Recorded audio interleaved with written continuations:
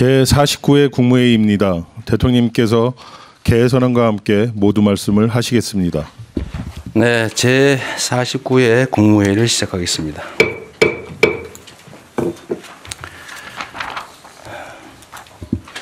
우리 요새 국무위원 여러분들께서 각자 맡은 자리에 최선을 다해 주시는 것 같습니다. 조금씩 성과도 나는 것 같고 또 평가도 많이 개선되고 있어서 감사하다는 말씀 먼저 드립니다.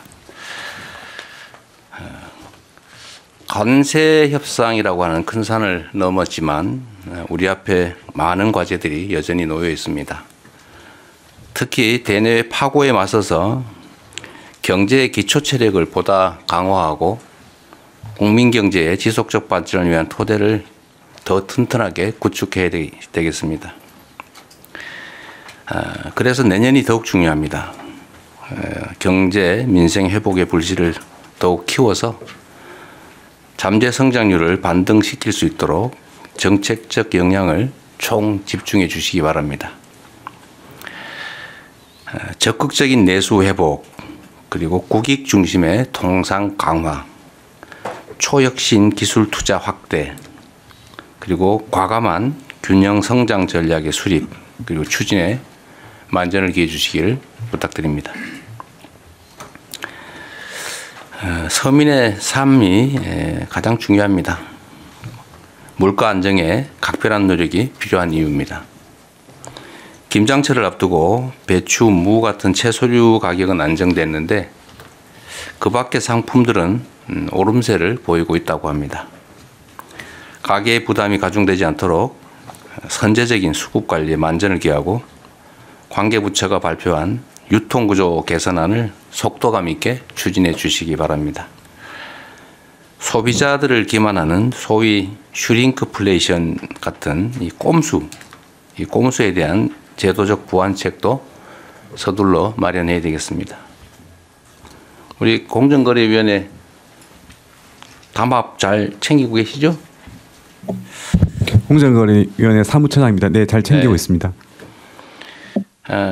그리고 겨울철이 다가오고 있기 때문에 어려운 분들이 더 어려워질 수 있습니다.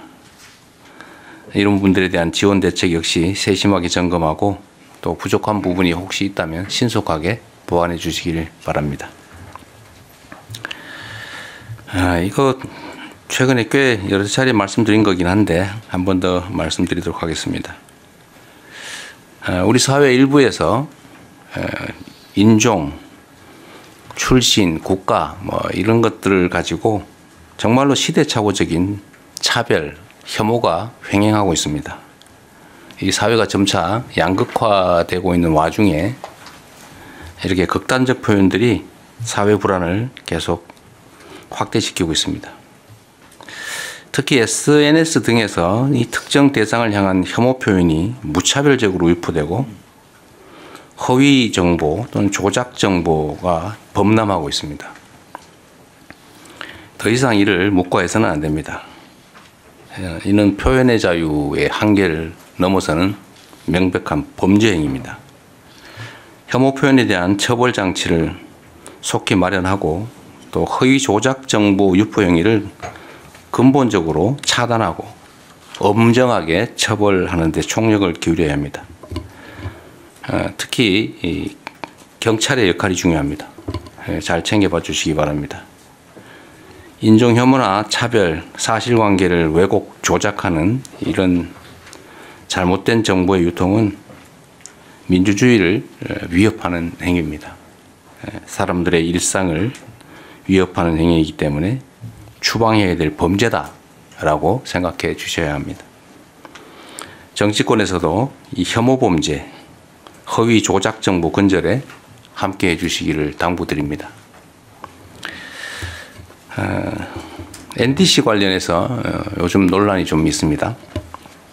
그런데 탄소 중립 사회로 전환은 일부 고통이 따르더라도 지속 가능한 성장 또 글로벌 경제 강국 도약을 위해서는 반드시 가야 될 정말로 피할 수 없는 길입니다.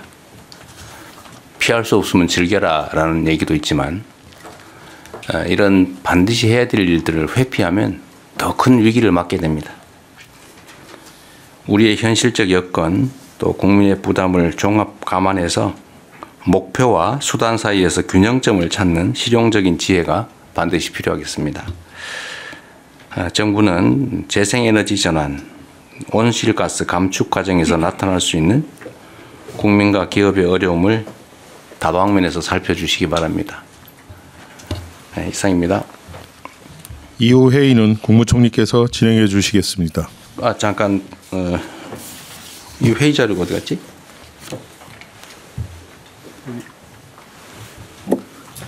대통령님 자리에 지금 회의 자료가 없네요. 네, 오늘 회의 자료를 좀 보니까 부처 보고 안건이 있고 대통령령안에 대한 심의 내용이 있고 일반 안건들이 있는데 이 중에 보완이 필요한 사항이 아니면 의결은 비공개에서 하되 보완이 필요한 사항 아니면 다 공개로 토의하시는 게 어떻겠습니까? 네, 두 건을 지금 부처 보고 중에서는 두 건을 하기로 되어 있고 그 다음엔 비공개로 되어 있는데 그 뒷부분 굳이 그럴 필요 있나요? 잠깐 아마 그 내용을 부처 간에 협의한 것 같은데 그 사이에 한 번 더 협의를 듣겠습니다. 한번 이 중에 그 부처 보고 안건이 4건이 있거든요. 4건이 있고 체육단체 혁신 방안은 비공개하기로 했던 건가요? 거기하고 그 앞에 그 안표까지를 아마 비공개로 하기로 거기부터를 공개합니다. 평화기업계까지 공개. 그다음에 안표하고 체육단체 혁신 방안을 비공개로 하기로 되어 그렇게 조정을 지금 한 것 같은데요, 실무적으로.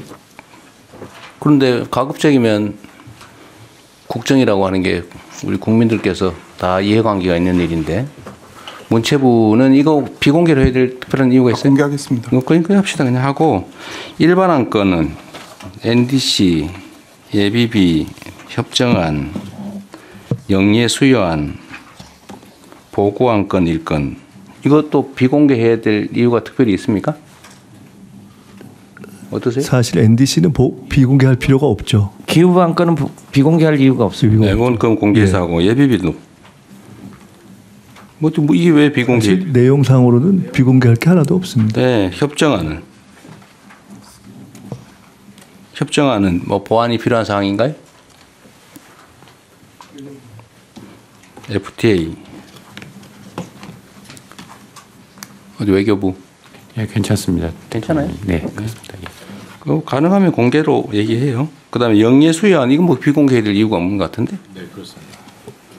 기록물 평가 결과 보고 이거는요 행안부. 그래요? 그러면은 대통령령 안건 논의만 비공개라고 나머지는 그냥 다 공개 논의하시죠.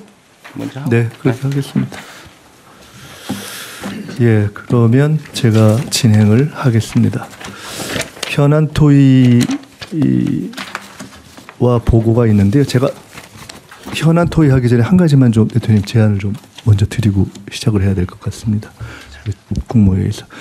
지금 우리 정부의 최우선 과제 중에 하나가 아시다시피 국민주권과 민주주의의 확립입니다. 그런데 현재 내란 재판과 수사가 장기화되면서 내란 극복이 지지부진한 그러한 상황인 것이 현실입니다. 가령 경찰의 국회 출입 통제, 개헌 정당성 옹호 전문 발송 뭐 이런 것들이 정부 내부에서 내란에 동조한 행태들인데 이에 대해서 그간 국회 국정감사 언론 등을 통해서 문제제기가 계속돼 왔습니다. 내란에 가담한 사람이 승진 명부에 이름을 올리게 되는 등의 문제도 제기되고 결국은 이것이 공직 내부에서 헌법 가치를 훼손하는 것이 아니냐 하는 지적이 있고 이것이 결과적으로는 공직사회 내부에서도 반목을 일으키고 궁극적으로 국정 추진 동력을 저하시킨다는 목소리가 많습니다.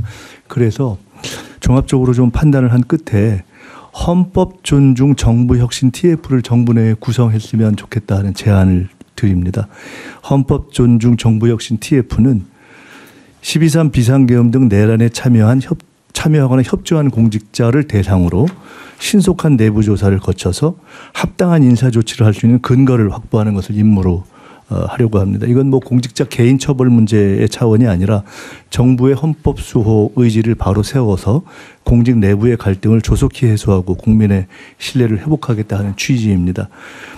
구체적으로는 정부의 각 부처와 기관별로 공정한 TF를 구성해서 내년 1월 정도까지 신속하고 질서 있게 조사를 마치고 설 전에 후속 조치까지 마련해서 민생에 집중하고 공직사회의 동요를 최소화할 수 있는 방법을 찾고자 합니다. 대통령님과 국무위원들께서 동의를 해 주시면 총리 책임하에 총리실에서 보다 상세한 추진 지침을 만들어서 배포드리고 추진해 나갈까 하는데 어떠시겠습니까?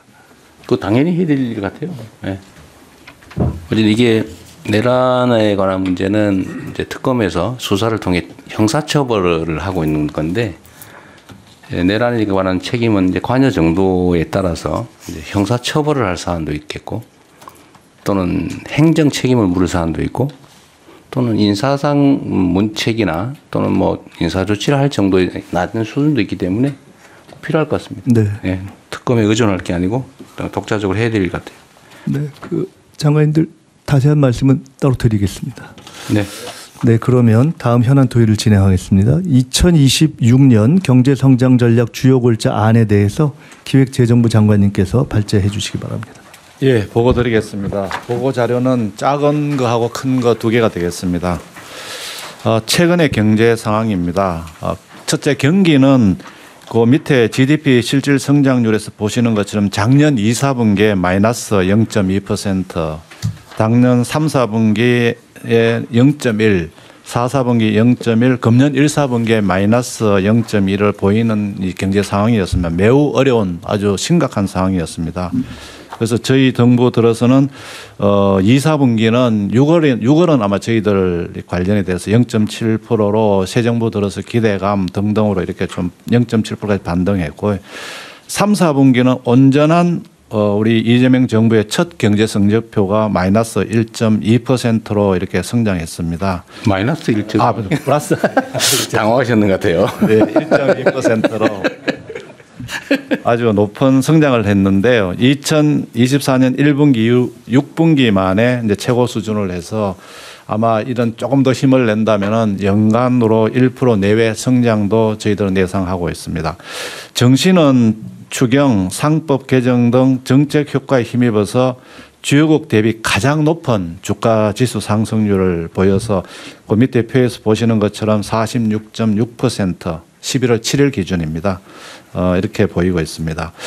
이러한 경기 회복 및 정시의 어떤 상승의 모멘텀을 이어받아서 내년도에는 본격적인 성장 드라이브를 걸어서 잠재 성장의 달성을 넘어서서 잠재 성장률 반등의 원년, 좀 전에 대통령께서도 말씀하신 바와 같이 만들 그런 필요가 있기 때문에 그러한 각오하에서 2026년도 경제 성장 전략 마련을 추진하게 되었습니다. 그동안의 경제 상황 점검회의 간담회 관계 장관님들하고 상의도 했습니다. 그리고 기재부하고 뭐 일부 부처 간에는 또 1대1 간담회도 해서 1차적으로 저희들이 과제를 모았는 부분이 밑에 표에서 나오는 부분이고, 자세한 것은 큰 종이로 보고를 드리겠습니다. 향후 부처가 내년도부터는 주도적으로 정책 과제를 구체화 추진하고, 기재부나 다른 부처는 부처 간에 이견이 있는 과제라든지 또는 여러 부처가 같이 협의해서 하는 그런 과제에 대해서는 조율 지원을 하도록 하겠습니다. 이런 작업이 되면은 내년도 2026년 초에 부처 업무 보고 첫 순서로 이 경제 성장 전략을 발표하고 이어서 부처별로 세부 과제 발표하는 게 어떠냐는 그런 생각을 가지고 이번은 좀 토의를 해서 결정을 하도록 하겠습니다. 다음은 큰 종이가 되겠습니다. 2026년도 경제 성장 전략 주요 골자는 큰 종이가 되겠습니다.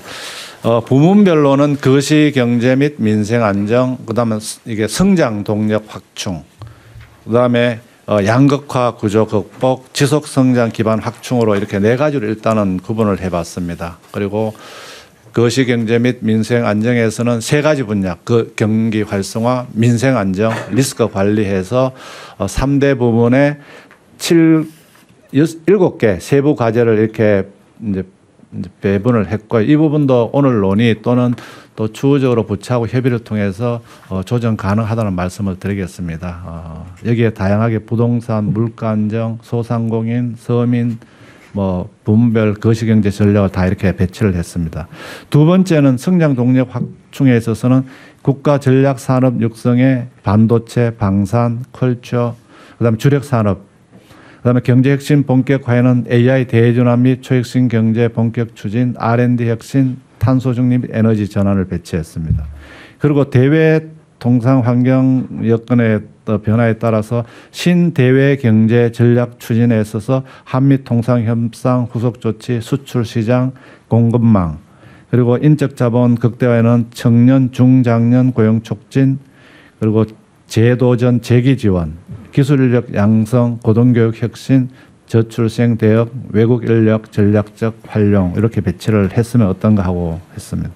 그다음에 양극화 구조 극복에서는 지역 균형 성장에서 지역 산업 인프라 확충, 지방 우대, 지역 관광 촉진, 사회 연대 경제 활성화, 그리고 대중소 상생 및 중기 성장 지원에는 대중소 지식 기술 협력, 기술 탈취 방지, 중소기업 경쟁력 제고, 글로벌 진출 등이 포함되는 부분이 되겠습니다. 산업안전투자 확대에는 안전투자 금융 지원, 인센티브 확대, 건설공사 안전관리 강화 등 해서 여기는 더 보완이 필요하다고 생각합니다. 그다음 노동시장 이중구조 완화에는 임금격차 완화, 비정형 근로자 보호, 개정 노조법 원활한 시행이 되겠습니다. 사회안전 매트 강화에는 서민금융 지원 확대, 노후소득 보장, 퇴직연금의 기금화 등이 포함 가지가 되겠습니다. 저소득층 지원, 그리고 지속 성장 기반 강화에는 생산적 금융 확대를 위해서 여기는 과제가 좀 있습니다. 벤처 투자 확대, 국내 주식 장기 투자 및 기업 자금 공급 촉진, MSCI 선진국 지수 편입 추진 및 윅비라고 해서 이거는 이제 국채입니다. 국채의 선진국 지수 편입, 첨단 산업 금융 지원, 그리고 규제 혁신에서는 데이터 공유 확대, 기업 규모별 규제 개선, 경제 형벌 합리화, 그리고 재정 공공기관 혁신에 있어서는 기획예산처 설립에 따라서 재정 운용 방식이라든지 지출 구조를 대혁신하는 방안, 그다음에 사회보험 재정 안정화, 국세외 수입 관리, 공기업 혁신, 국유재산 제도 개선, 조달 행정 등 조달 혁신 조달 확대 이렇게 해서 저희들이 지금 안을 초안입니다. 그래서 오늘 대통령 주재에서 논의가 되면은 저희들 보완하고 그 이후에도 또 필요한 과제는 지속 보완해서 내년 초에는 그 2026년 경제 성장 전략이 발표돼서 잠재 성장률의 반등을 이루는 그런 계기로 삼았으면 합니다. 이상 보고를 마치겠습니다. 근데 이거 내용 정리를 아주 잘하신 것 같은데요. 근데 여기 왜 자료에 안 띄우셨어요? 이게 너무 크다. 너무 커가지고. 네. 그래서 어쨌든 뭐 중요한 부분이 다 들어가 있긴 한데, 그래도 강조하고 싶은 거 몇 가지만 제가 말씀드릴게요. 뭐 어차피 다 하던 거긴 한데 한번 강조해서 한번 말씀드리는 겁니다. 어쨌든 국정에서 제일 중요한 거는 뭐 안전이나 또 안보 뭐 이런 것들 뭐 당연히 중요하고 그건 기본이니까. 근데 그 외에 정말로 중요한 거는 결국은 민생이죠. 국민들의 삶을 더 개선하는 거고. 그 민생의 핵심은 역시 먹고 사는 문제, 경제라고 생각이 됩니다. 어쨌든 경제 회복에 어쨌든 총력을 다해야 되는데, 그런데 우리가 조금씩 세부적인 데서 혹시 놓칠 수 있는 게 있는데, 하여튼 서민 물가 안정, 그 중에 특히 전에도 한번 강조했던 식품 관련된 물가 안정이 정말로 중요한 것 같아요.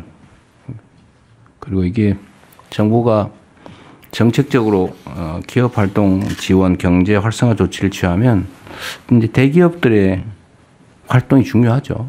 영향이 가장 크고 기여도도 크고 칭찬할 바가 많긴 합니다만 그 중에 가끔씩 보면 이런 독점적, 과점적 지위를 악용해가지고 부당한 이익을 취하려고 하는 경우가 가끔씩 있어요. 근데 이거는 쌀 속에 뉘 같은 거라서 반드시 골라내야 됩니다. 그래서 아까 제가 공정거리 말씀도 한번 드렸고요. 그래서 유통구조 개선 문제도 그렇고 어쨌든 부당하게 물가, 독점적, 과점적 지위를 이용해서 물가 올리고 그 서민 부담으로 가중시키는 이거는 철저하게 어쨌든 가진 권한을 최대한 발휘해서 잘 관리 통제해야 될 것 같습니다. K컬처가 중요하다는 거는 뭐 또 말할 필요도 없고 그래서 문체부 역할이 정말로 중요한데요. 하여튼 제가 최근에 여러 군데서 얘기를 들어보면 외국 정상들하고 통화를 하거나 만나서 얘기를 해보면 우리가 조금만 외교적 노력 이거 조금만 더 하면 정말로 시장이 많이 열리겠다 생각이 들었어요. 그중에 특히 문화 분야. 문화가 이게 기업 진출의 천병 역할을 하잖아요. 대한민국 코리아에 대한 이미지, 인상을 개선하면 상품에 대한 수요가 늘어나는 그 원리가 있는 것 같아요. 그때 문화 수출이 1이 되면 상품 수출이 1.8배가 늘어난다. 그때 그렇게 얘기했죠. 네, 맞습니다. 네, 그래서 문체부가 힘들겠지만 지금 잘하고 계시지만 더 주력해 주시길 바라고요. 그래서 뭐 게임이니 푸드, 뷰티 뭐 이런 거는 정말 가능성이 많은 영역 같고 이건 또 중소기업 영역이라서 일자리에도 크게 도움되는 것 같습니다.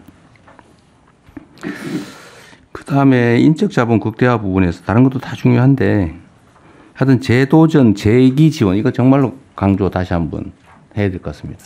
예. 펀드도 그렇고 금융도 그렇고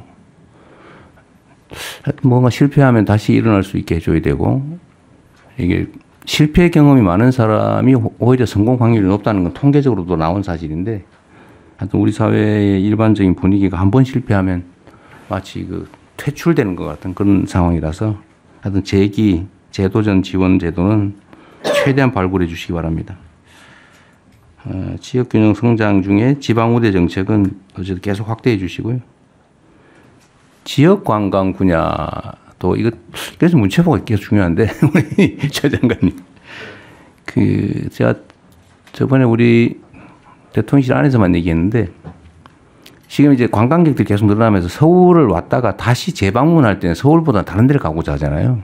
재방문이 늘어나는데 그래서 다른 지방에 대한 홍보가 정말로 필요할 것 같고 그거는 요즘은 그 광고나 홍보는 SNS를 활용하는 게 정말로 효율적일 것 같아서요. 뭐 체험기라든지 이런 걸 좀 대대적으로 좀 해주시면 좋겠어요. 관광공사가 뭘 하는지 잘 모르겠는데 그 역할을 잘하게 해주십시오. 지역 관광 촉진은 정말 중요한 아이템 같습니다. 그리고 대기업들이 지금 국가 정책에 이제 가장 혜택을 보는 게 대기업들인데, 그리고 수출 기업들, 대기업들인데, 요즘 아주 대기업들 잘하고 있어요. 잘하고 있고. 전에 나왔던 뭐, 온갖 중소기업 약탈, 탈취, 기술 탈취 이런 문제들이 요즘은 많이 얘기가 없긴 한데, 혹여라도 또 모르니까 기술 탈취나 중소기업, 이게 좀 뭐 표현이 좀 그런데, 중소기업들의 부당한 좀 압박을 하지 않도록 그 부분도 각별히 좀 챙겨주십시오. 이건 뭐 사회 문화의 문제인 것 같아요. 자기만 살겠다고 힘없는 사람들은 쥐어짜가지고 부당이익 취하는 거 이건 철저하게 좀 막아주면 좋겠습니다.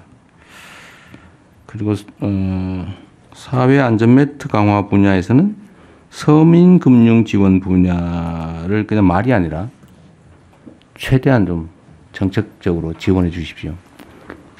금융 분야가 제일 자유주의적인 것 같아요. 그냥 한번 빚 안 갚으면 죽을 때까지 빚쟁이 돼가지고 아무것도 못하는. 그 선진국들은 빚이 한번 지더라도 쉽게 탕감해 주잖아요. 파면 면책 제도가 잘 발달해 있는데 우리는 아직 많이 부족한 것 같아요. 국민들이 한번 쓰러지더라도 일어서게 해야 국가의 역량이 커지는데 한번 쓰러지면 아예 다시는 못 일어나게 만드는 이런 잘못된 관행이나 제도는 좀 많이 개선해야 될 것 같아요. 저번에 참 금융위원회 소관인지 모르겠는데 금융위원회 어디 계세요? 예, 금융위원회 사무처장 참석하고 있습니다. 오셨구나. 예. 전에 저 서민들 뭡니까 그 신용 전과라 그래야 되나? 신용 사면 조치를 신용 사면 그거 어떻게 되고 있어요? 완료했어요? 그 조치는 완료를 했습니다. 네네. 어쨌든 계속 좀 추가 발굴을 좀 해주시고요. 그다음에 생산적 금융 분야에 이 국내 주식 장기 투자 촉진 이렇게 돼 있는데 우리 경우에 장기 투자에 대한 세제 혜택이나 이런 게 좀 충분한가요? 많이 부족합니다. 좀 강화해서 장기 투자하면은 좀 진짜 인센티브를 좀 많이 네. 줄 수 있게 스킴을 좀 바꾸도록 하겠습니다. 근데 이 장기 투자에 대해서 인센티브 부여 제도에 대해서 반론이 그런 게 있더라고요. 결국 대주주들이 혜택 보는 거 아니냐. 근데 그건 좀 분리해서 네네. 일반 투자자하고 네네. 대주주들은 경영권 네. 확보를 위해서 그냥 원래 가지고 있는 거잖아요. 네네. 근데 거기에 해주면 또 뭐 부자 감세 논란이 있을 수 있어서 그거는 일반 투자자들을 좀 장기 투자에 대해서 혜택을 주는 방식으로 네. 좀 세부적으로 잘 만들어 주시기 바랍니다. 네, 알겠습니다. 그리고 국세청이 어디 소관이죠? 기재부 소관. 네, 기재부서. 기재부. 국세청 나와 있어요? 외청이라서 없죠 여기는. 네. 요새 아주 열심히 잘하고 있는 것 같은데. 네, 세 수입도 뭐. 세액 수입 관리도 통합 관리하고. 네, 통합 관리. 어쨌든 이건 조세정이라는 측면에서도 어쨌든 세외 수입뿐만 아니라 체납 관리를 철저하게 좀 해야 됩니다. 이게 일자리에도 네. 꽤 도움이 되거든요. 그리고 국유재산 문제는 총리께서 챙기고 계시죠? 국유재산 헐값 매각한 거. 그거 정말 국기문란 행위 아닙니까? 네, 그 부분은 지금 기재부 포함해서 나머지 각 부처에서 지금 정리하고 있는 것을 저희가 진행해서 하여간 가장 국민적 관심이 높은 내용부터 시작해서 하나하나 정리해 가겠습니다. 네. 그리고 이게 부총리님 이거 제가 정리된 거 보니까 눈에 딱 들어오는데 이것도 우리 국민들도 좀 볼 수 있게 네네. 어쨌든 웹잡으로 만들든지 해서 네. 한번 좀 알겠습니다. 비판적 검토도 할 수 있게 네네. 좀 해주십시오. 네, 다음 진행하시죠. 다른 국무위원님들도 의견 있으면 말씀하십시오. 혹시 다른 의견 주실 분 안 계신가요? 추가할 게 있으면 하시죠. 국무위원님도 안 넣으면은 나중에 업무 보고할 때 대통령께 보고 드릴 게 없을 수도 있어요. 네. 네, 성평등 가족부 장관입니다. 네. 네. 네, 네, 네. 그 저희 양극화 구조 극복 모두의 공정한 성장 관련해서 노동시장 이중 구조 완화, 이제 임금 격차 완화가 이제 노동부 소관으로 되어 있는데 저는 그 노동시장 내에서의 그 성별 임금 격차 완화도 여기 같이 들어서 저희가 해결해야 될 문제로 보고 저희가 저희 성평등 가족부도 함께 이 부분을 좀 해결하는 역할을 했으면 합니다. 그러시죠. 네. 협조 부처에 그 같이 노동부하고 같이 하는데 성평등 같이 네. 넣도록 하겠습니다. 그럴 필요가 있겠네요. 또 산업부 장관입니다. 그 내용 전체가 좋은데 이걸 하나로 묶을 수 있는 캐치프레이즈 같은 거 하나 있었으면 좋겠다는 그러겠네요. 생각이 듭니다. 그래서 저희 산업부는 내년에는 모든 이슈들이 다 기업하고 연관되는데 대기업, 중소기업 포함해서 결국은 경쟁력인데 전 뭐 기업하고 싶은 대한민국을 제안하고 싶습니다. 왜 반응이 없어요? 저희가 이제 관세 협상하고 하면서 네. 저희들이 저희 부 전체적으로 깨달은 것 중에 하나가 뭐 대통령께서 말씀하셨습니다. 네. 국익이기도 하지만 정말 다른 나라나 기업을 압도하는 경쟁력이 참 절실하구나 하는 걸 정말 피부로 체감하고 있어서 내년에는 여기 나와 있는 것과 함께 한번 내년엔 정말 우리 기업들이 네. 정말 뭐 대기업만은 아닙니다. 이제 중소기업 다 같이 해서 뛸 수 있도록 한번 기업을 그 좋은 것 같아요. 기업하기 좋은 대한민국 원래 많이 쓰던 거긴 한데 괜찮은 것 같아요. 예, 그런 내용 해야 부문을 네. 캐치프레이즈 좀 만들도록 하겠습니다. 원래 이 기업이라고 하는 게 그 우리는 상법상의 기업들을 주로 생각하지만 성경에서 쓴 기업은 다른 의미잖아요, 그죠? 먹고 사는 문제. 네, 예, 맞습니다. 예. 훌륭하십니다. 또 있으신가요? 네, 네. 없는 것 같네요. 지금 말씀 주신 거 저도 한 말씀만 좀 보태겠습니다. 대통령님 혹시 기억하실지 모르겠는데 원래 대선 전에 대통령님께서 국가 비전을 생각하실 때 원래는 장기적으로 백범이 제시했던 문화국가 생각을 하셨고 네. 지금이 성장 회복이 필요하기 때문에 문화국가로 가기 위한 과정에서 성장 회복을 말씀하셨습니다. 그때 말씀하셨던 중에 앞으로 해야 될 중에 그런 문화주도 성장 이런 말씀도 하셨거든요. 지금 하셨던 기업하기 좋은 나라, 문화주도 성장, 최근 증시를 살리는 건 사실 개미와 국민주도 성장이라는 측면도 있기 때문에 그런 걸 포함해서 조금 더 시대에 맞게 종합적으로 한번 정리를 해서 토론을 한번 해서 정리하면 좋겠습니다. 그거 좋네요. 문화 주도 성장. 뭐 좋은 게 너무 많아서. 그러니까 그런 등등을 좀 종합하게 하나 골라야 되는데. 네. 알겠습니다. 아니면 그거를 좀 종합할 수 있는 토론을 한번 해서 그러시죠. 준비해서 네. 다음에 말씀드리겠습니다. 맞습니다. 예. 다음은 부처 보고가 있겠습니다. 부처 보고는 총 4건인데요. 아까 대통령님 말씀처럼 다 공개로 진행하겠습니다. 첫째, 혐오 발언에 대한 내용. 둘째, 어린이 등하굣길 안전 확보. 셋째, 공연 스포츠 분야 안표 분절. 넷째, 체육단체 혁신 방안이기 때문에 법무부 장관님, 인사혁신처장님 이렇게 해서 또 관련 행안부 장관님, 문화체육부 장관님 이렇게 순서로 그냥 쭉 보고해 주시기 바랍니다. 보고를 이게 내용이 많아서 보고하고 네. 잠깐 토론하고 토론 보고하고 토론하고 그렇게 하겠습니다. 네. 예, 법무부 장관입니다. 핵심 위주 짧게 보고하겠습니다. 예, 최근 특정 국가나 국민에 대한 혐오적 발언이 시위 현장 등에서 지속적으로 발생해서 사회적 갈등이 심화되고 있는 것은 잘 알고 계실 겁니다. 특히 외국인 관광객이 크게 늘고 있는 상황에서 근거 없는 혐오 표현은 반드시 근절되어야 할 것입니다. 먼저 해외 입법 사례를 간략하게 좀 말씀드리겠습니다. 독일은 형법에 대중선동죄, 혐오적 모욕죄를 두고 혐오적 표현 등을 처벌하고 있고, 프랑스는 형법 및 언론자 입법에서, 또 영국은 우리와 같은 집시법과 비슷한 공공지수법에서 혐오 표현을 처벌하고 있습니다. 2페이지입니다. 미국은 혐오 표현 자체를 처벌하고 있지는 않지만 혐오를 동기로 하여 폭력 범죄까지 나아간 경우 상당 정도 가중 처벌하고 있습니다. 일본은 외국인에 대한 처벌을 금지하는 특별법을 제정하여 민사상 불법행위 책임 및 혐오 시위 제지의 근거를 활용하고 있습니다. 이와 같이 형사처벌 유무에는 다소 차이가 있긴 하지만 대부분의 선진국들은 소위 헤이트 스피치를 방지하는 법을 도입하고 있습니다. 형사법적 대응 방안에 대해서 말씀드리겠습니다. 최근 시위 과정에서 혐오적 발언이나 욕설이 난무하고 있다는 점에서 우선적으로 현행 집회 및 시위에 관한 법률을 개정하는 것이 가장 빠르고 효과적인 방법이라고 생각합니다. 국회는 김태년, 윤건영 의원이 개정안을 발의해서 계류 중에 있습니다. 이 개정안에 대해서는 명확성의 원칙에 위배된다는 지적 등이 있는 것으로 좀 저희들이 보고받고 있는데, 지난달 법무부에서 요점을 보완할 수 있는 검토 의견서를 작성해서 소관부처인 경찰청에 송부하였습니다. 법무부는 경찰청과 함께 국회 입법 논의를 보다 적극적으로 지원하도록 하겠습니다. 혐오 표현 재배를 처벌을 위한 형법 개정 방안도 검토 중입니다.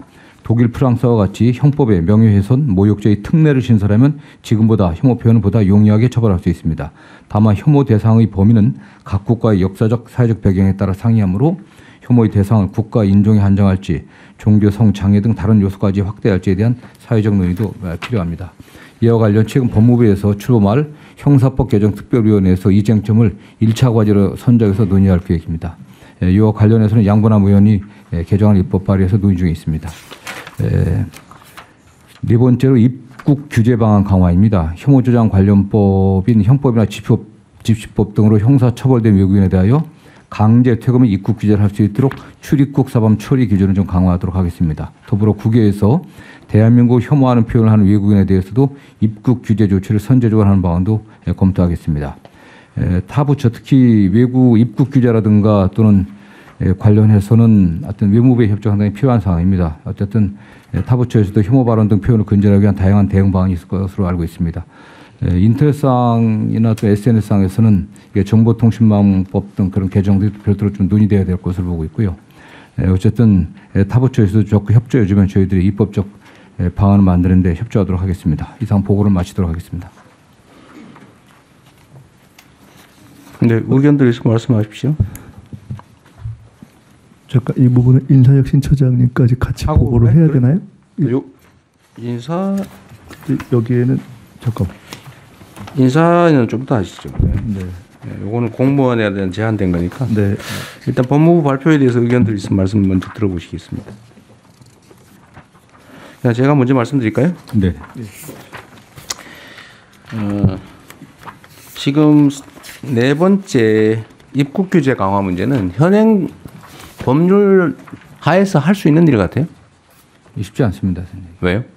일단 지금 관련 기준이 지금 없습니다. 이거에 관련해서는. 기준 만들면 되잖아요. 예. 그래서 지금 그걸 저희들이 입법 없이도 할 수 있는 일 같은데. 출입국 사범 처리 기준을 지금 개정하려고 좀 하고. 필요한 뭐 그 기준을 만드시고 만약에 시행령 수준 대통령령이나 아니면 뭐 규칙이 필요하면 그걸 제정을 하시죠. 네네. 네. 그 법률 범위 내에서 그래서 그렇게 시행하면 될 것 같고요. 혐오 표현 처벌을 위한 형법 개정을 해야 될 필요가 있어 보이는데 만약에 하게 되면 그 사실적시 명예훼손죄도 이번 기회에 동시에 폐지하시는 걸 검토하십시오. 예, 알겠습니다. 네, 국회하고 좀 논의를 하시던 데서요. 네. 있는 사실을 얘기한 걸 가지고 뭐 명예훼손이라고. 그건 민사로 해결해야 될 것 같아요. 형사처벌할 일은 아니고. 집시법 개정, 형법 개정 문제는 좀 신속하게 하면 될 것 같고 독일이나 해외 입법례를 참고해서 네네. 시간 걸리지 말고 빨리 하면 좋겠습니다. 네, 신속히 하도록 하겠습니다.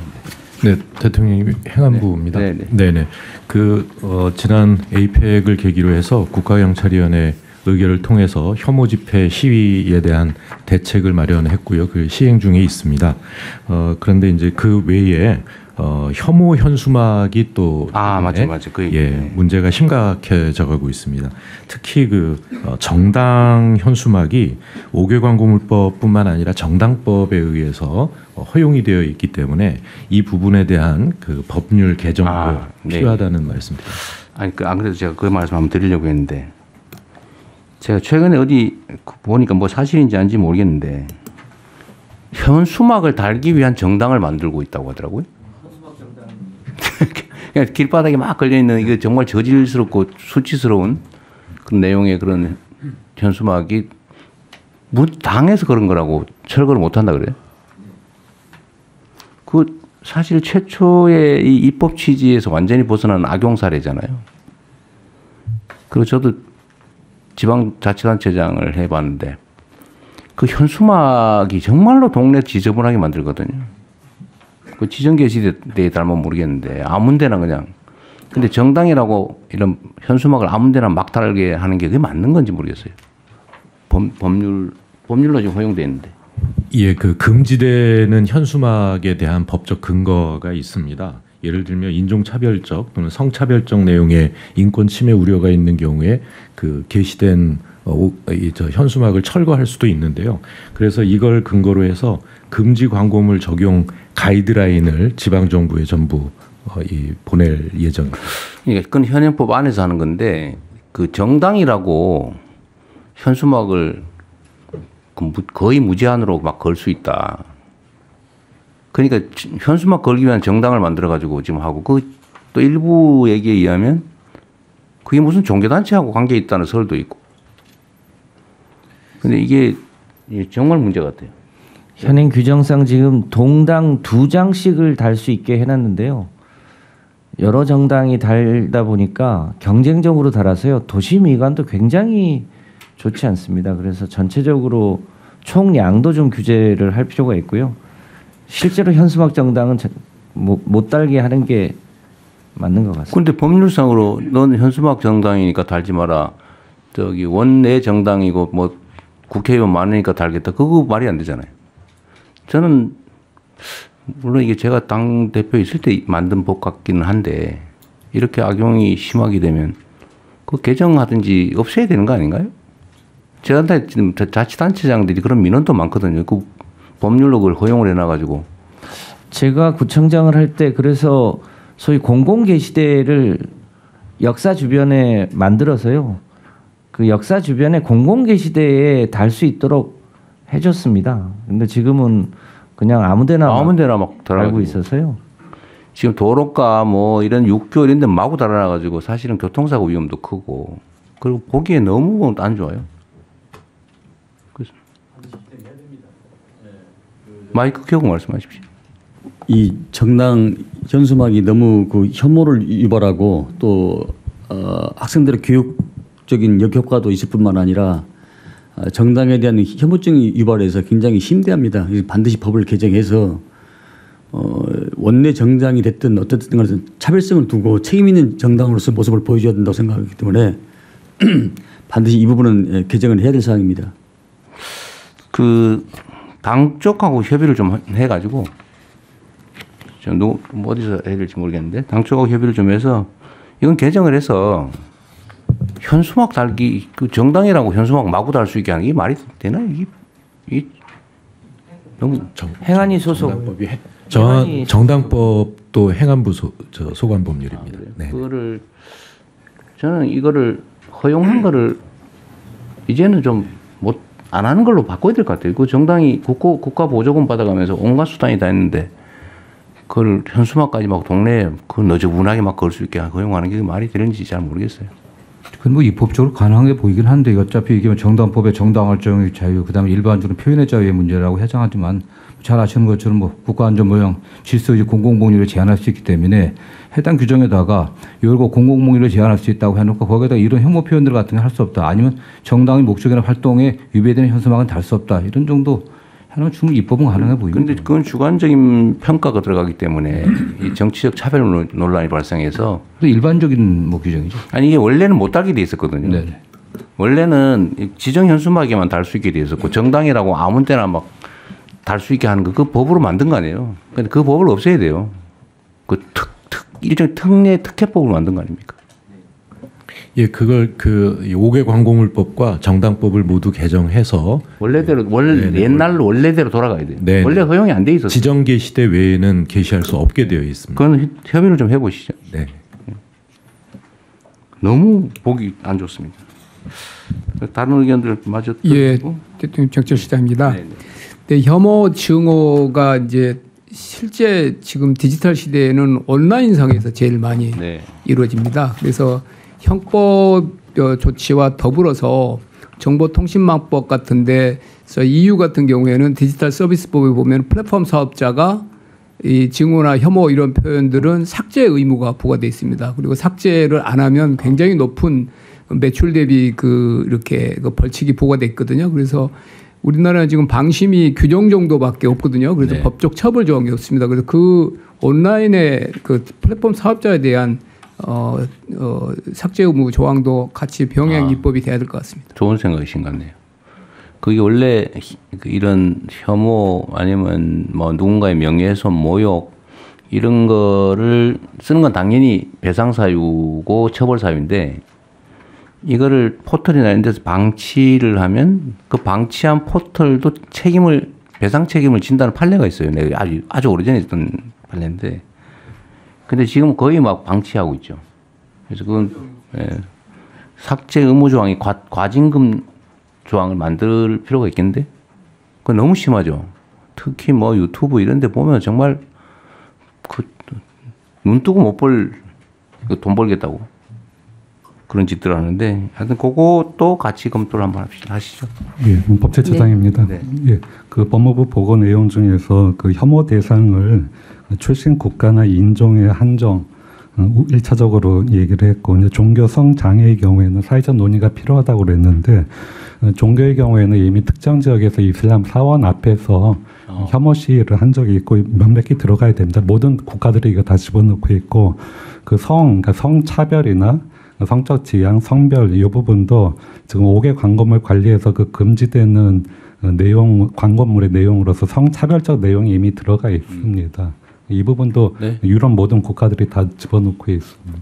네, 국제 표준에 맞춰서 개정을 하시죠. 네, 성평등 가족부 장관입니다. 이 혐오 표현 처벌을 위한 형법 개정안이 이 성평등 사회 실현하는 데 굉장히 큰 도움이 될 것 같습니다. 특히 이제 디지털 온라인에서의 어떤 차별 발언이 남녀 간의 더 그 갈등을 좀 부추기는 요소들도 많고 해서 법무부에서 진행하시는 형사법 개정 특별위원회에 좀 관련 부처도 함께 논의에 좀 참여하면 좋을 것 같습니다. 그 자정에 뭘 하자 말을 해놓고 세워라 내워라 하거나 아니면 논쟁을 이유로 너무 시간이 지연되면 안 하는 것과 같기 때문에 뭐든지 결정이 되면 신속하게 진행하도록 좀 해주십시오. 네, 인사처 발표하시죠. 네, 인사처 발표드리겠습니다. 혐오 발언에 대한 대응 방안과 관련해서 인종, 민족, 국가, 지역 등에 대한 차별과 혐오는 공직자에게도 더욱 용납되기 어려운 행위입니다. 우리 사회의 혐오와 차별을 근절하는 데 있어서 공직사회가 적극적으로 참여할 필요가 있다고 생각됩니다. 이와 관련하여 공직자의 임용 제한과 징계 측면에서 혐오 발언자에 대한 제재 방안을 말씀드리겠습니다. 첫째, 법무부 등 관계 부처에서 그 혐오 발언 처벌 규정을 마련하면 이를 위반한 자에 대해서는 엄격히 공직 임용을 제한할 수 있도록 일반 범죄보다도 강화된 별도의 결격 사유를 넣어서 마련하려고 합니다. 융한 제안이신 거네요. 네네. 공무원이 재직 중에 혐오 발언을 하는 경우 처벌 규정을 두어서 임용 결격 사유에 해당하는 경우에는 당연 퇴직될 수 있도록 할 예정입니다. 또한 형사 처벌 여부와 관계없이 혐오 발언을 한 공무원에 대해서는 그 경중을 따져서 징계를 통하여 엄중히 책임을 묻도록 하겠습니다. 이를 통해 공직사회의 혐오 발언에 대한 불관용의 원칙을 명확히 하도록 할 예정입니다. 이상입니다. 네, 이건 꼭 필요할 것 같습니다. 얼마 전에 무슨 어떤 기관장이 하얀 얼굴, 까만 얼굴 이런 소리 해가지고 이게 어쨌든 참 있을 수 없는 일을 하고도 멀쩡하게 살아있더라고요. 이건 뭐 특별히 더 논의가 필요하지 않을 것 같네요. 이것도 신속하게 추진하도록 하시죠. 네, 대통령님, 저 네. 이 건 관련해서 네. 짧게 말씀드리면 이 인사혁신처에서 이 제재 강화 이 방안 이 대상에 국가인권위원회 위원장이나 위원들도 포함이 되는지 좀 확인 부탁드립니다. 그 당연히 네, 들어가죠. 네, 네, 감사합니다. 네. 네, 일반 공무원들은 국가 공무원은 직업 공무원이기 때문에 당연히 해당됩니다. 그 해당되고 산하 공공기관 뭐 저기 이런 데도 다 적용되죠. 네, 공공기관은 대부분 국가공무원법을 준용하고 있기 때문에 아까 지금 말씀하신 대로 예를 들면 국가인권위 뭐 예를 들면 적십자회 뭐 이런 데는 어떻게 됩니까? 그거는 이제 당연히 같이 적용되게 해놔야죠. 네네. 그런데 정무직의 경우에는 국가공무원법 적용이 되지 않기 때문에 그거는 별도로 정무직. 네, 대통령 임용권에 해당되는 정무직들은 그냥 이게 혐오 발언을 했다는 사실만으로도 당연 퇴직이 되도록 그렇게 됩니다. 앞뒤가 안 맞는. 다 된다고 안 된다고? 된다고요. 혐오 발언을 했을 경우에 정무직의 경우 그 인사권자에 의해서 처리하면 되는 겁니다. 아니 그건 인사권의 문제고. 네. 그 자동으로 자격이 있냐 없냐.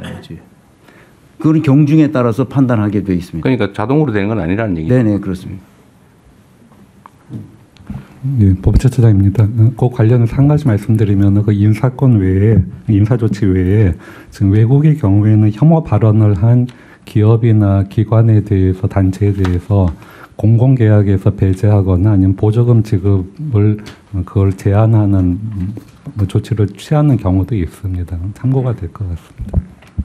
네, 좀 더 정리를 하십시오. 그러면 일단은 공무원은 자격 제한하는 거는 일단 하고, 근데 이게 범위를 어디까지 할 거냐? 보통 같은 기준으로 예를 들면 뭐 선거법 위반으로 자기 제한되면 또 안 되는 건 쭉 일적으로 적용되잖아요. 네네. 그건 산하기관들도 안 되는 것 같은데. 네 맞습니다. 이것도 마찬가지일 거 아닙니까? 예, 네, 동일한 기준으로 네네. 하면 될 거 아니에요. 네. 네, 요 사안에 대해서는 다른 의견이 없으시면은 요 안건은 원안대로 접수하겠습니다. 다음은 어린이 등하굣길 안전확보 종합대책이고요. 행정안전부 장관께서 보고해 주시는데 죄송하지만 저는 오늘 농업인의 날 제가 때문에 진행할게요. 강원도에 저는 먼저 가고 부총리님께서 그래? 그러십시오. 네, 행정안전부 장관입니다. 미성년자 약취 유인 범죄 근절을 위한 어린이 등하굣길 안전확보 종합대책을 보고드리겠습니다. 지난 8월 28일 서울 서대문구 어린이 약취 유인 미수 사건 이후 순찰 강화 등을 추진했으나 국민 불안감은 여전한 상황입니다. 그 뒤에 대통령 이 지시가 있으셔서 9월 중에 근본적인 이 종합 대책을 만들어서 10월부터 이 관계부처 합동 종합 대책을 수립 시행하고 있습니다. 우선 어린이 약취 유인 범죄에 엄정 대응하겠습니다. 신고 접수 시 최우선 출동하고 전국 경찰서의 신속 검거 체계를 구축하는 등 총력 대응하는 한편 약취 유인죄 적용이 어려운 경우 정서적 아동 학대 혐의를 적용하는 방안을 적극 검토하겠습니다. 또한 법정형 강화를 위한 법령 정비도 추진하겠습니다. 어린이의 대처 역량 강화와 국민 인식 개선도 함께 추진하겠습니다. 체험형 교육을 확대하고 법정 안전 교육을 강화하는 한편 학부모를 통해 가정에서도 연계하여 교육할 수 있도록 하겠습니다. 이번 주부터 2주간 전국 캠페인을 운영하게 되는데요. 이 국무위원 여러분께서도 관심을 가져 주시기 바랍니다. 이 함께 그 국민과 소통하며 등하굣길 안전을 챙겨 주시기 바랍니다. 이와 함께 유괴 예방 수칙과 국민의 인식을 높이기 위한 다양한 콘텐츠를 개발하여 확산하겠습니다. 어린이가 안전한 돌봄 환경 조성에도 힘쓰겠습니다. 학교 주변 아동 보호구역 지정을 확대하고 이 CCTV 설치를 지원하는 한편 지능형 관제 체계도 강화해서 등하굣길 안전 사각지대를 줄여나가겠습니다. 아이들의 안심 귀가를 위해 워킹 스쿨버스와 등하교 알림 서비스를 확대하고 어린이 안전물품 지원을 강화하겠습니다. 각 부처에서는 소관 분야 대책을 차질 없이 추진하여 주시고 캠페인 등 대국민 홍보에도 적극 협조해 주시기 바랍니다. 이상 보고를 마치겠습니다. 네. 예, 의견 있으면 말씀해 주시기 바랍니다. 뭐 당연히 해야 될 거라서 추가할 거 있으시면 말씀하시고요. 어쨌든 계획에 그치지 말고 철저하게 집행해 주시기 바랍니다. 예, 그렇게 하겠습니다. 그리고 좀 덧붙여서 제가 전에 얼마 안 되긴 했는데 지금 경찰 인력이 매우 일을 자꾸 많이 만들다 보니까 부족할 수 있는데 경비 인력을 일반 치안 인력으로 좀 전환하는 작업은 하고 있는 거죠? 네, 착수했습니다. 경찰에 그 대통령 지시를 전달했고요. 예, 계획 중입니다. 네, 좀 진행 사항을 빨리 체크해서요. 네, 보고 드리겠습니다. 네. 예, 더 이상 의견이 없으시면 원안대로 접수하겠습니다. 다음은 공연 스포츠 분야 안표 근절 강화 방안입니다. 문화체육관광부 장관께서 보고해 주시기 바랍니다. 네, 문화체육관광부 장관입니다. 공연과 스포츠 분야의 안표 근절 방안에 대해서 보고드리겠습니다. K-팝 콘서트, 프로야구 경기, 인기 공연의 티켓을 확보해서 수십 배 높은 가격으로 되파는 안표 판매 행위가 여전히 기승을 부리고 있습니다. 공연법과 국민체육진흥법에서 규제를 하고 있다고는 하나 티켓을 확보하는 과정에서 매크로를 사용한 경우에만 처벌을 하도록 되어 있어서 적발도 쉽지 않고 처벌 수준도 매우 낮습니다. 그러다 보니 현실적으로는 단속과 처벌이 쉽지 않아서 안표 판매 행위는 모두가 아시듯이 사실상 방치되고 있습니다. 이대로는 안 됩니다. 원천적으로 막아야 합니다. 안표상들이 부정적인 방법으로 티켓을 싹쓸이를 하게 되면 일반 팬들은 정가에 표를 살 수 있는 기회를 박탈당합니다. 안표상들이 엄청난 웃돈을 받기 때문에 팬들은 금전적으로도 큰 손해를 보게 됩니다. 소득이 적은 팬들은 관람을 엄두도 내지 못합니다. 게다가 청소년을 포함한 대부분의 팬들은 문화생활에 쓸 수 있는 가용자금의 한계가 있는데 이렇게 한 번 관람하는데 큰 돈을 쓰게 되면 여러 번 볼 수 있는 기회가 사라집니다. 결국 시장의 전체 크기가 줄게 되면서 문화계도 스포츠계도 결과적으로는 큰 피해를 보게 됩니다. 이렇듯 안표는 일반 팬들과 창작자를 비롯해 시장 전체의 질서를 무너뜨리고 모두에게 큰 피해를 주기 때문에 반드시 막아야 합니다. 법을 바꾸겠습니다. 이번 정기국회에 관련 법을 개정해서 수단 방법에 관계없이 티켓을 웃돈을 받고 판매하는 행위는 전면 금지하고 위반할 경우 처벌을 강화하겠습니다.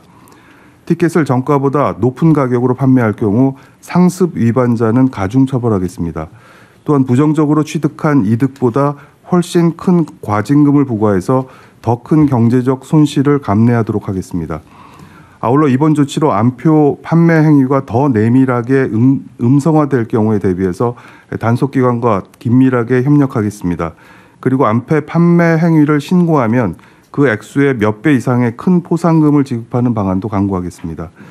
건전한 관람 문화를 해치며 모든 이들에게 피해를 안겨주는 안표 판매 행위의 뿌리를 이번에는 반드시 뽑겠습니다.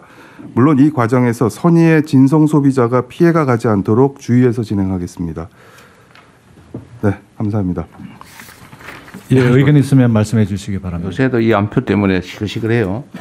근데 한때 안표 많다가 없어졌었는데 최근에 갑자기 더 많아졌나 봐요. 보통 늘 있고요. 보통 가을에 포스트 시즌, 프로야구 포스트 시즌 때 또 이게 확 늘어납니다. 네. 열심히 준비하셨는데 죄송한데 다 좋은데 네. 형벌 강화는 반대입니다. 과징금, 과태료. 안표, 야구장 안표 팔다 걸렸는데 그 징역형 10년 이상, 10년 이하 하더라도 법원이 징역형 선고할 리가 없어요. 괜히 수사하고 재판하느라고 돈만 잔뜩 들고 역량 낭비 같은데 그냥 과징금을 대폭하시는 게. 네, 과징금 할 거고요. 대통령님. 근데 네. 안표상들은 광범위하게 많은 사람들이 하는 게 아니고요. 정말 소수의 사람들이 악덕업자들이 하고 있습니다. 걸리면 돈을 뺏어야지. 그 징역할 리가 없다니까 법원이. 알겠습니다. 시간 인력이만 소모될 것 같아요. 근데 우리가 형벌 조항이 너무 많다. 독일에 비해서 3배 많다던가 그래요. 하여튼 3배가 많대 형벌 조항이. 그래서 그런 걸 보면 형벌 조항을 없애고 실효성도 없는 거. 괜히 저번에 초코파이 1,000원 가지고 재판하느라고 얼마나 인력 낭비입니까? 예를 들면 그런 거. 근데 이런 것도 저는 이번 기회에 아예 이거 과징금 조항을 넣으려면 개정을 해야 되는데 형벌 조항을 빼버리시는 게 어떨까 싶은데 차라리. 대통령 비서실장입니다. 저희가 대통령실에서 사전에 점검했던 내용인데 말씀대로 저희가 형벌 조항을 줄이자라고 제안을 했는데 이게 반영이 안 된 것 같고 그리고 사전에 하나 더 좀 추가했으면 좋겠다고 생각한 건 신고하면 포상금 제도를 그걸 많이 해요. 신고하면 포상금 제도를 오히려 도입하자고 제안했는데 이 두 가지가 지금 빠져 있는 것 같습니다. 아까 말씀하셨어요. 네, 포상금은 말씀드렸고요. 저도 그 얘기 하려고 했는데 하여튼 과징금을 때리면 정부 수입이 되잖아요. 그걸 정부가 다 가질 이유는 없는 거고 신고한 경우는 과징금 부과액의 뭐 한 10% 지급한다든지 이렇게 하고 과징금을 예를 들면 판매 총액의 한 10배 아니면 10배에서 뭐 30배 뭐 최상한은 얼마로 정하든지 하여튼 그렇게 좀 개정을 하시고 이번 기회에 요거는 그 조항에 넣어야 되니까 우리 기본 방침에 따라서 이거 처벌 조항을 만드는 건 강화는 안 되고 아예 빼버리시는 게 어떨까요? 안표화 팔았다고 형사처벌하는 게 이게. 참고로 말씀드리면 지금 경범죄 처벌법에서 안표 판매행위에 대해서 처벌 규정을 두고 있습니다. 그래서 20만 원 이하 벌금, 구류 또는 과료 입니다. 이 부분도 같이. 그러면은 어쨌든 일종의 특별법이니까 이거 어디에다가 지금 어디에 있다는 거예요? 이게 벌칙이? 아니 1년 이하 징역 1,000만 원 이하 벌금이 어디 있다는 거예요? 있는 걸 지금 강화하겠다는 거잖아요. 네, 지금 공연법이랑 국민체육진흥법에 있습니다. 국민체육. 그러면 옛날에 요즘은 없지만 저기 기차표 사가지고 안표 하는 거는 대상이 안 되네요? 아닙니다. 그 대상입니다. 공연법하고 아까 거기는 해당이 안 될 것 같은데? 제가 맡고 있는 분야가 이렇고요. 예. SRT나 KTX 이런 이 표를 가지고 매크로 프로그램을 이용한 범죄가 또 횡행하고 있습니다. 그래서 경찰청에서 이 특별 단속을 하고 있습니다. 그냥 똑같은 방식인가 봐요. 그 공연법하고 뭐 철도법하고 비슷하게 돼 있는 것 같아요. 예, 매크로 프로그램을 활용해가지고. 근데 매크로 그러니까 지금 딱 그거잖아요. 매크로라고 하는 수단으로 제한을 하니까 그냥 줄 서서 사는 건 방법이 없다. 그냥 가서 대량으로 예를 들면 매크로를 안 하고 사면 대책이 없는 거잖아요, 그죠? 아니요, 일단 매크로로 샀는지 안 샀는지를 아니 처벌 조항이 매크로로 제한을 해놓으니까 그 외에는 처벌이 안 된다는 거잖아요. 제재가 안 된다는 거죠. 그냥 제한을 없애고 무조건 뭐 방식 수단을 제한할 필요가 없다는 거잖아요. 웃돈을 받고 판매하면 무조건 하는 김에 그러면 공연법 이게 참 너무 많아. 여러 법으로 흩어져 있어서요. 일단은 서둘러서 개정을 하고 내년에는 종합해서 이거를. 그러면 이거부터 그럼 먼저 하시죠. 이거는 꽤 논란도 많고 시끄럽더라고요. 그럼 이거는 하되 하여튼 형사처벌 조항을 빼고 과징금을 세게 하는 걸로 다시 검토를 한번 해보고. 네, 대통령님 그렇게 넣을 텐데요. 또 하나는 이번에 국세청에서 적발을 해봤더니 수십억씩 벌고 있습니다. 그러니까 거기를 몇 배를 해야지. 몇 배로 하면 수백억 되잖아요. 네, 그래서 망하는 거지. 그럼. 탈세부터 다양한 형태의 범죄 행위가 여기 들어가 있기 때문에 그 부분은 다시 한번 살펴보겠습니다. 어쨌든 처벌보다는 과징금이 훨씬 효과가 큽니다. 몇 배 이렇게 해버리면요. 알겠습니다.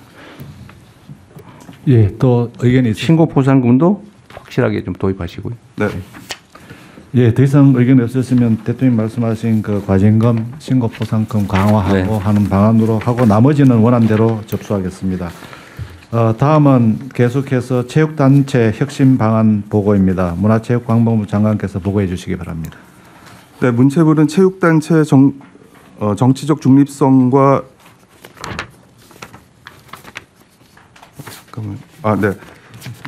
죄송합니다. 체육단체 혁신 방안을 보고 드리겠습니다. 추진 배경입니다. 대한체육회는 체육단체 최상위 조직으로서 17개 시도체육회와 68개 종목단체가 회원으로 가입되어 있습니다. 대한체육회와 종목단체는 국제올림픽위원회인 IOC와 국제경기연맹인 IF의 구성원이기 때문에 정부는 체육단체의 중립성과 자율성을 존중하고 있고 직접 관리, 감독하는 수단은 제한적이었습니다. 그러다 보니 과거에는 대한체육회에 대해서는 여러 논란이 거듭되어 왔습니다. 권한남용과 불투명한 운영에 대한 지적이 끊이질 않았고 이는 시도 그리고 종목단체에도 다르지 않았습니다. 체육계 특유의 상명하복식 권위주의와 폐쇄적인 문화는 비합리적인 의사결정과 조직적 은폐 등의 문제를 발생시킨다는 지적도 있었습니다. 최근에는 사격장 실탄 유출 사건처럼 안전과 위험 관리 체계도 미흡해서 국민의 기대에 어긋났던 게 사실입니다. 체육계도 이제야말로 국민의 신뢰를 회복할 수 있도록 변화해야 합니다.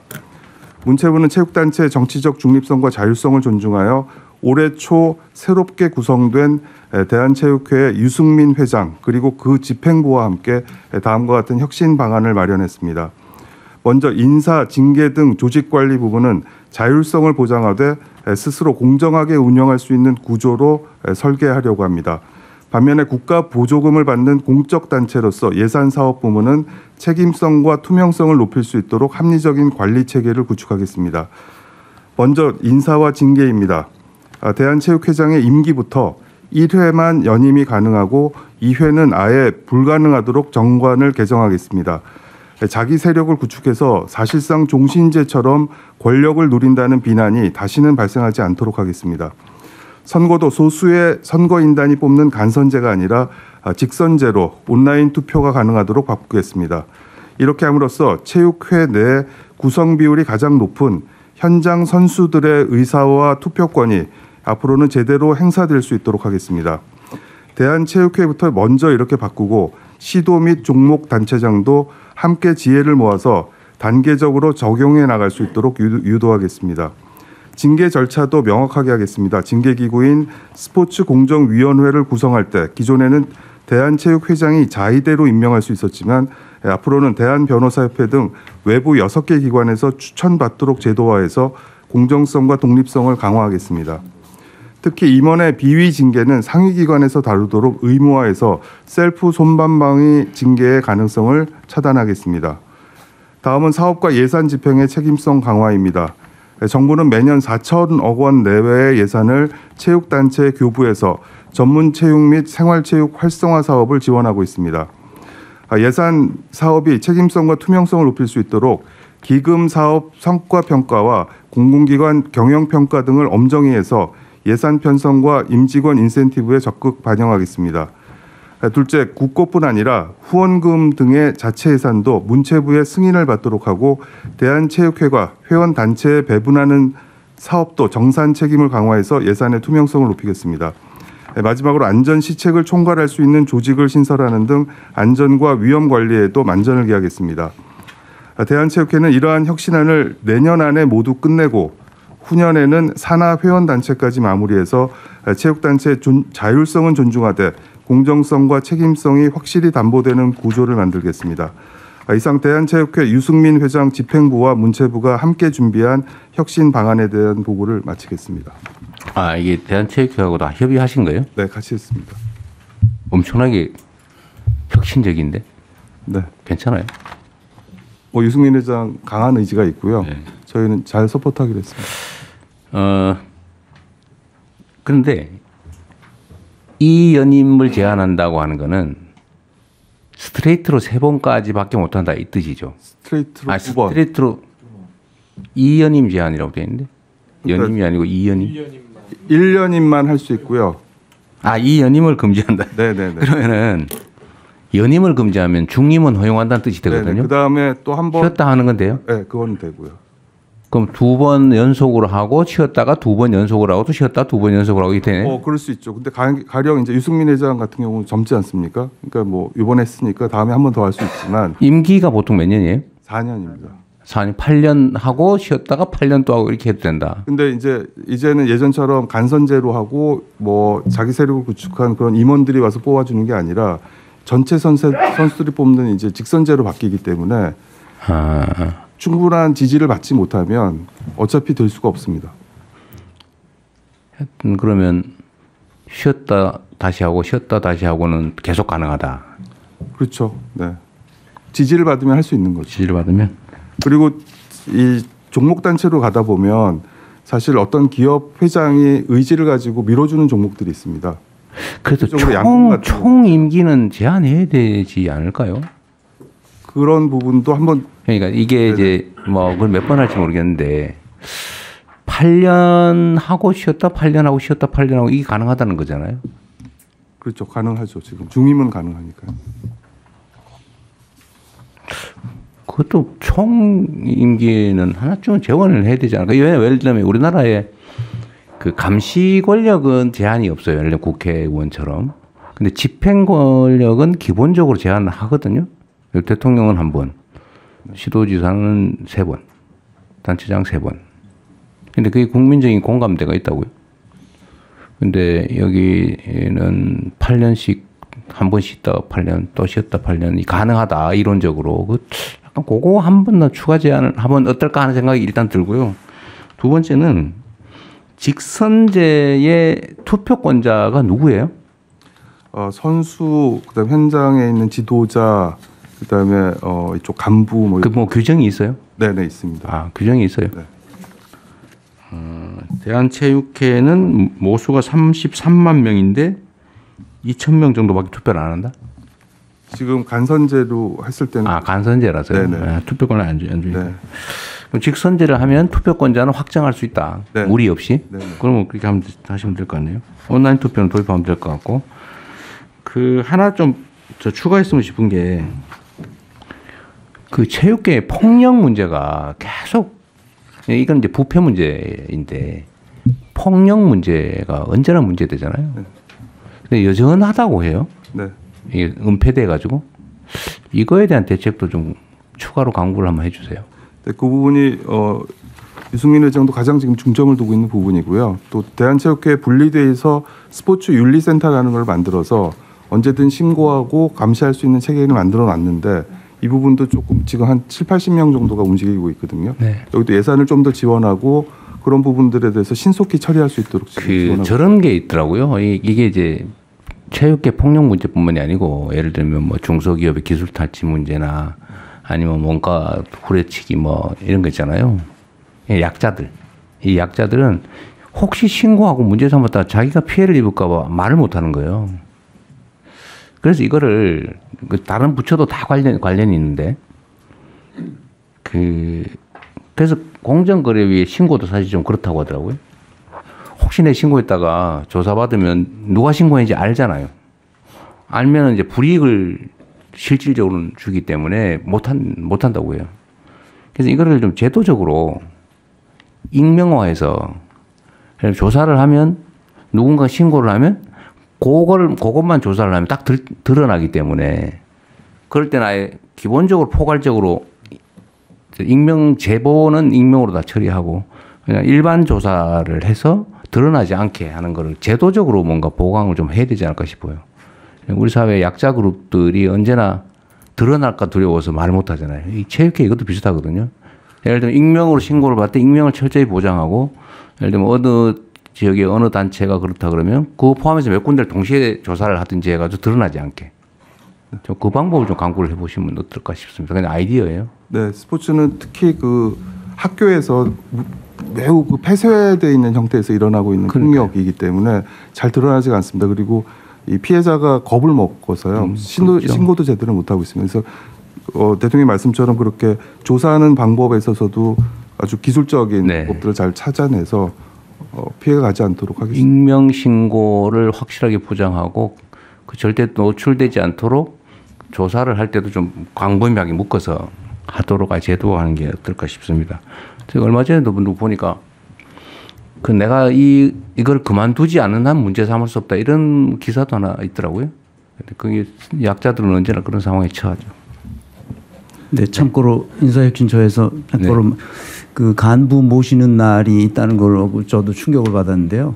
간부 모시는 날이 있어요. 네. 그래서 익명으로 신고센터를 그 개설해서 하도록 하면 효과가 있습니다. 네. 네, 지금 익명 신고센터는 있고요. 네, 있습니다. 네. 그리고 지난 8월달에 저희가 한 번 걸리면 무조건 퇴출입니다. 지금은 그렇게 운영을 했더니 신고가 지금 꽤 많이 들어오고 있습니다. 아, 그래요? 빨리빨리 처리는 하고 있습니다. 그리고 교육부의 협조가 많이 필요합니다. 보통 학원 체육 안에서 일어나는 또 폭력들이 많기 때문에 그래서 같이 협력해서 잘 대응하도록 하겠습니다. 부 장관님, 저희 과거에 그 조재범 사건이 있었을 때도 저희 성평등가족부에서 협조해서 문체부 산하의 스포츠혁신위원회 구성된 바 있는데 그때 고안된 제도 중에 하나가 스포츠 윤리센터인데 윤리센터가 그 이후에 또 정권이 또 다른 정권 하에서 제대로 기능을 못한 면이 있으니까 살펴봐 주시고 저희 성평등가족부에서도 학교 청소년과 그 체육회 내에서의 성폭력 성희롱 그 대응에 좀 적극 지원하도록 하겠습니다. 네. 그냥 그 특별히 방안까지는 모르겠는데 우리 학생 선수 같은 경우에 체육을 하게 되면 일정한 성적이 나지 않으면 그 다음 장래가 없기 때문에 특히 이런 폭력에도 저항하지 못하는 경우가 많습니다. 그런데 그렇죠. 그렇게 정말 견디다 못해서 신고를 했는데 그래서 그 선생님 그 지도자는 그만두시긴 했는데 그걸 사실은 이제 그 학생들이 운동을 계속하기가 힘든 상황이 생길 수 있거든요. 근데 이런 거 할 때 제일 중요한 것 중에 하나는 지금 사안이 접수돼서 밝혀지면 일단 퇴출을 시키는데 퇴출하고 그 스포츠계가 국가대표 선수를 지도하던 분이 무슨 비리가 있어 생기면 저 지역에 있는 다른 단체로 가서 활동을 하게 되고 그러면서 그 같은 종목 안에 분들끼리는 이게 굉장히 네트워크가 잘 돼 있어서 서로 밀어주고 이런 게 있거든요. 그래서 그 퇴출이 그냥 그 자리에서 물러나는 게 아니라 그 종목 관련 전 스포츠계 전체에 어디든 그러니까 작은 학교의 지도자조차도 갈 수 없도록 그런 근본적인 퇴출이 어떻게든 고민이 됐으면 좋겠습니다. 네, 그렇게 지금 퇴출되고 있습니다. 아예 자격 자체가 박탈이 돼서 다시는 들어와서 가르치는 일을 할 수 없도록 그렇게 지금 진행되고 있습니다. 네. 그래서 저번에 양궁 선수 어떻게 됐어요? 지금 계속 징계위원회 진행 중입니다. 오래 걸려요? 네, 또 뭐 이 신청도 있고 그래서 또. 하여튼 뭐든지 너무 지연되지 않게 네. 신속하게 좀 처리하면 좋겠습니다. 시간을 질질 끌거나 그러지 않게. 네. 예, 더 이상 의견이 없으시면 오늘 논의된 결과는 보완하는 것으로 하고 나머지 부분은 원안대로 접수하겠습니다. 이상으로 부처 보고를 마치겠습니다. 그래서 오늘 또 공개해야 되기 때문에 일반 안건을 먼저 심의하도록 하겠습니다. 제 1496호부터 1498호까지 3건의 안건을 일괄하여 상정하겠습니다. 기후에너지환경부 장관께서 제안 설명해 주시기 바랍니다. 네, 설명드리겠습니다.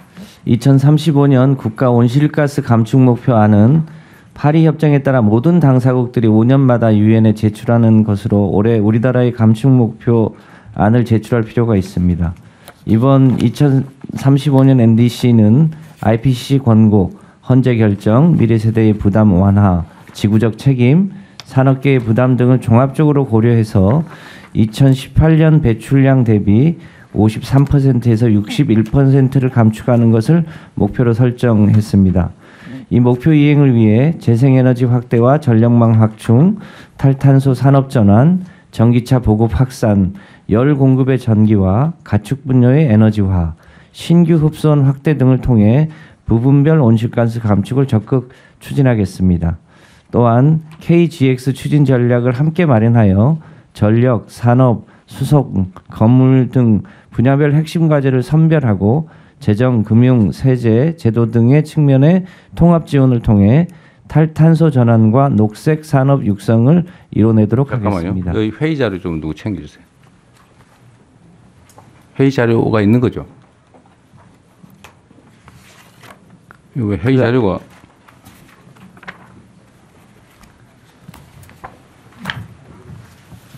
이거는 설명 자료고 그 앞에 보시면 자료가 있어요? 나한테는 없네. 예. 서류로는 안 만들었나요? 네, 서류 배포가 안 돼 있고요. 모니터에는 있습니다. 아, 서류로 배포 안 했어요? 네. 다른 위원님들은 안 받으셨어요? 모니터에 있습니다. 아, 모니터에 있어요. 왜 종이 아까워서 그러셨나요? 그건 저희 소관이 아니어서. 심의 자료는 그 컴퓨터로 이렇게 배포되고 종이로는 배포 안 하고 있습니다. 아, 원래 그랬어요? 예. 저는 이거 보면서 앞뒤로 막 봐야 되기 때문에 앞으로는 출력해 주세요. 예, 출력해서 배포. 뭐 아무 차이도 없어가지고.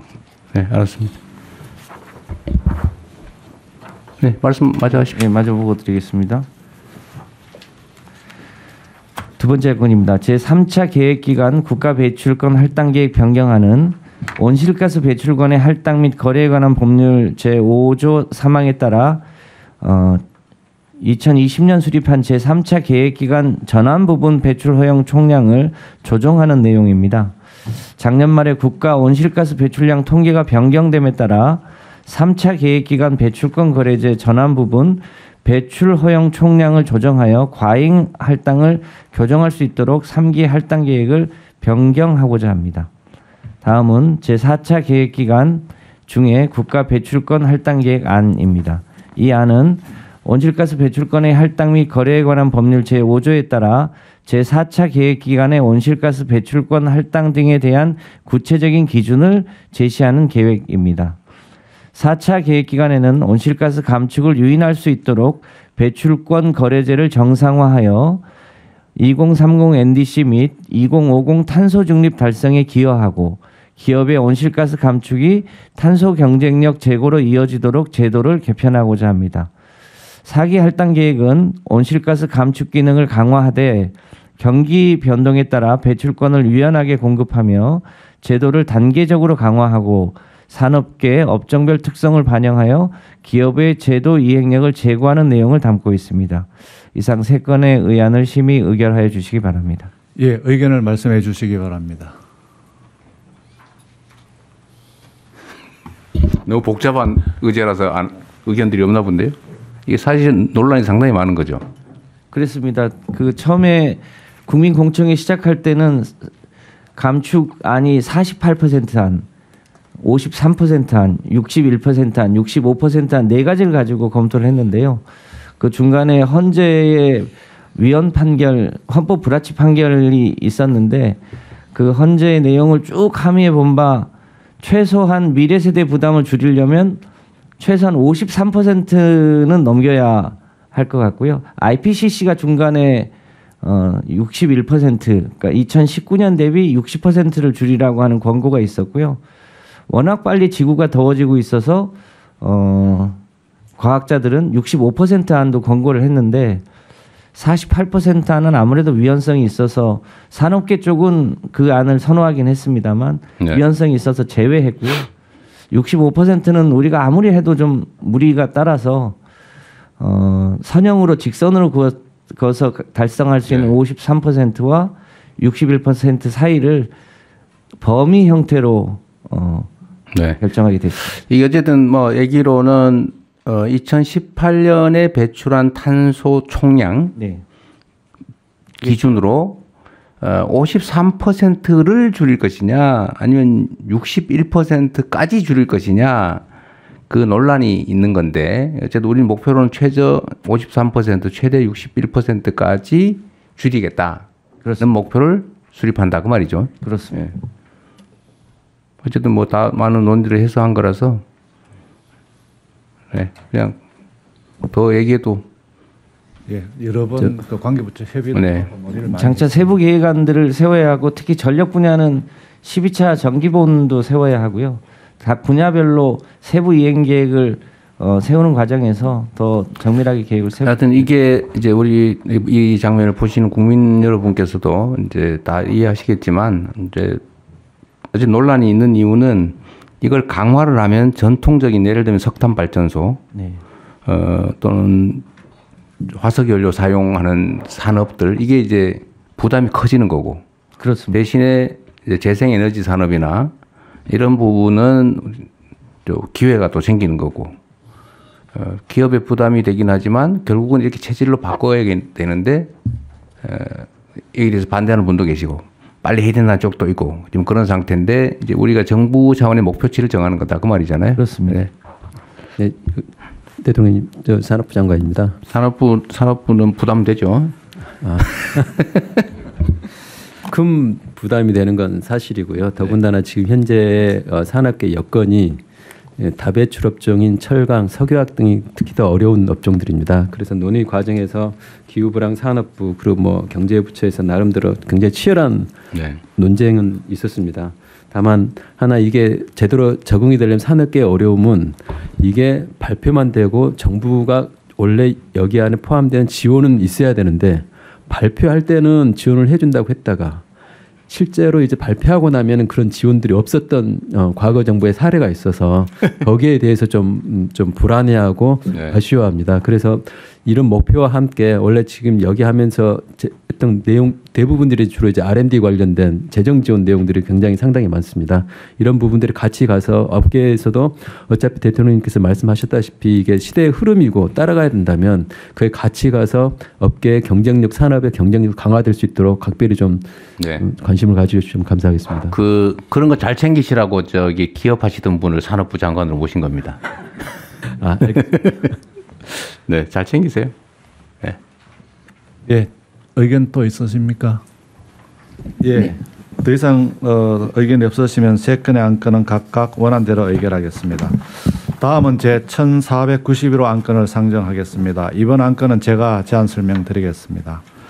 2025년도 일반 회계 목적 예비비 지출안은 국가정보자원관리원 화재로 중단된 정보 시스템의 대구 센터 이전 등 복구 비용을 지원하기 위한 행정안전부 소관 예산 201억 6,800만 원, 과학기술정보통신부 소관 예산 41억 7,700만 원 등 총 260억 6,800만 원과 10월 30일 중앙재난안전대책본부에서 확정한 9월 호우피해 복구 계획 이행 지원을 위한 행정안전부 소관 예산 83억 원을 2025년도 목적 예비비로 지출하려는 것입니다.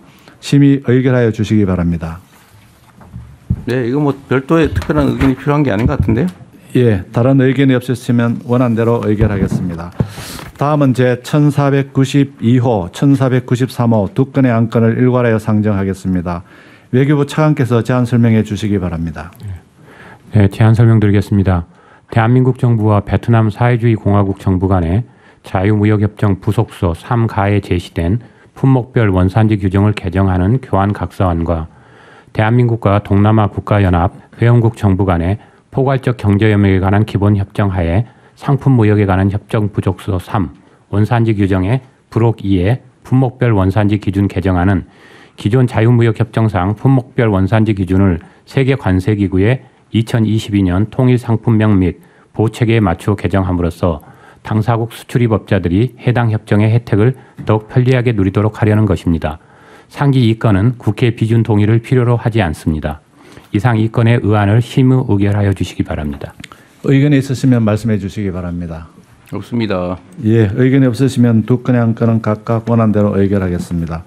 다음은 제 1494호 안건을 상정하겠습니다. 행정안전부 장관께서 제안 설명해 주시기 바랍니다.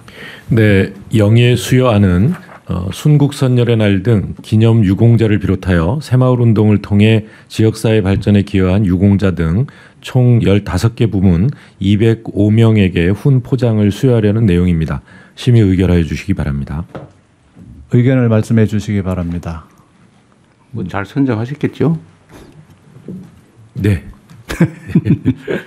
예, 다른 의견이 없으시면 원안대로 의결하겠습니다. 다음은 보고 안건을 심의하겠습니다. 제 1495호 안건을 상정하겠습니다. 행정안전부 장관께서 제안 설명해 주시기 바랍니다. 제안 설명드리겠습니다. 2025년 기록관리 평가 결과는 공공기록물 관리에 관한 법률 제9조 및 동법 시행령 제63조에 따라 중앙행정기관, 특별지방행정기관, 국공립대학 등 총 248개 기관에 대한 기록관리 현황을 종합적으로 평가한 결과입니다. 평가 결과 전체 평균은 76.9점으로 이전 그러니까 23년도를 대상으로 한 평가 대비 0.6점 하락하였으나 기관 유형별로 평가 초기 그러니까 14년에서 16년에 대비하면 평균 점수가 대폭 상향돼서 전체 공공기관의 기록관리 업무가 체계적으로 정착되고 있습니다. 여전히 미흡한 기관이 약 23% 정도 되지만 이전 평가 대비 약 4% 정도 감소하는 등 점차 줄어들고 있습니다. 평가 결과 우수 기관은 유공 포상 등 인센티브를 부여하고 미흡 기관에 대해서는 상위 부처와 함께 현장 지도, 컨설팅 등 다양한 방법으로 기록 관리 체계가 실질적으로 개선될 수 있도록 지원해 나가겠습니다. 심의 접수하여 주시기 바랍니다. 의견을 말씀해 주시기 바랍니다. 없습니다. 네, 다른 의견이 없으시면 원안대로 접수하겠습니다. 이상으로 공개 심의를 마치고 비공개로 전환하도록 하겠습니다. 네, 이후 순서는 비공개로 진행하오니 언론인 여러분께서는 협조해 주시기 바랍니다.